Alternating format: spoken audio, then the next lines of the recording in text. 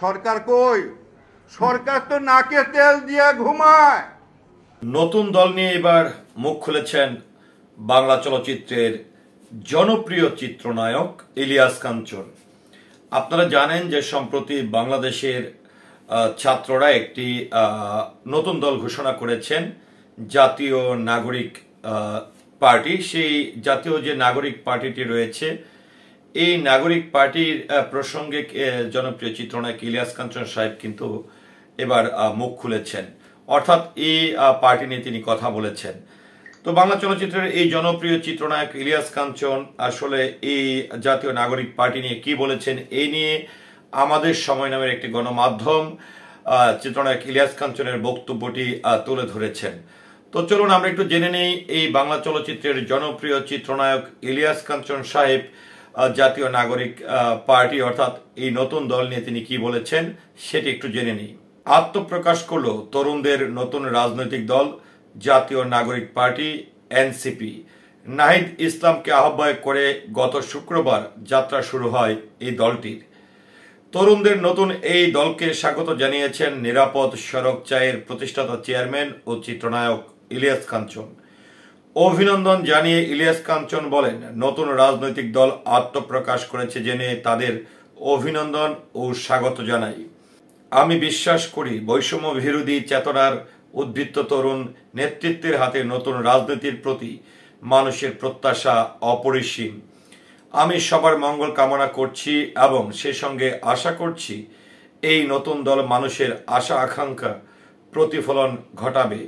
তারা গতানুগতিক রাজনীতির বাইরে জনগণের কল্যাণে কাজ করবে। তিনি আরো বলেন, আমি মনে করি বিদ্যমান অন্যান্য রাজনৈতিক দলগুলো যেরকম ভাবে কাজ করেছে সেভাবে কাজ করলেই শুধু হবে না, তাদের নতুন চিন্তা নতুন জাগরণের মাধ্যমে বিশেষ করে জুলাই বিপ্লব ও 5 আগস্টের চেতনাকে ধারণ করে দল পরিচালনা করতে হবে। যে স্বপ্ন যে আশা আকাঙ্ক্ষা মানুষ দেখেছিল জুলাইয়ের বিপ্লবের পরে, সেই আকাঙ্ক্ষা যেন তারা পূরণ করে জাতির জন্য এবং পূরণ করার জন্য যেন সর্বাত্মক চেষ্টা করেন। নতুন দলের প্রতি আহ্বান জানিয়ে জনপ্রিয় চিত্রনায়ক ইলিয়াস কাঞ্চন আরো বলেন, মানুষ সমালোচনা করবে, তবে সেই সমালোচনাকে আপনারা সুন্দরভাবে গ্রহণ করবেন এবং তার মধ্য থেকে যদি আপনাদের জন্য উপকারী কিছু থাকে সেটা অবশ্যই গ্রহণ করবেন।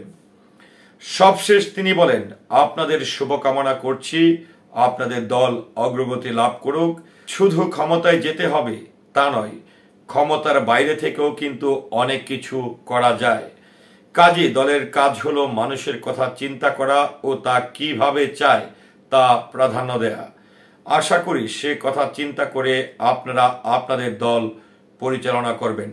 তো ভিউয়ার্স, এই ছিল বাংলা চলচ্চিত্রের জনপ্রিয় চিত্রনায়ক ইলিয়াস কাঞ্চন বাংলাদেশের তরুণদের যে নতুন দলটি ঘোষণা করা হয়েছে অর্থাৎ নতুন দলটি করেছে, সেই দলের যারা নেতৃত্বে রয়েছে বা এই দলের সঙ্গে যারা যুক্ত রয়েছে তাদের প্রতি প্রত্যাশা জানিয়ে ইলিয়াস কাঞ্চনের এই বক্তব্যটি। তো ভিউয়ার্স, ইলিয়াস কাঞ্চন যে আশাটি ব্যক্ত করেছেন এই নতুন প্রজন্মের নতুন তরুণদের এই দলটির প্রতি, তিনি আপনার মন্তব্যকে আশা করছি কমেন্টের মাধ্যমে জানাবেন।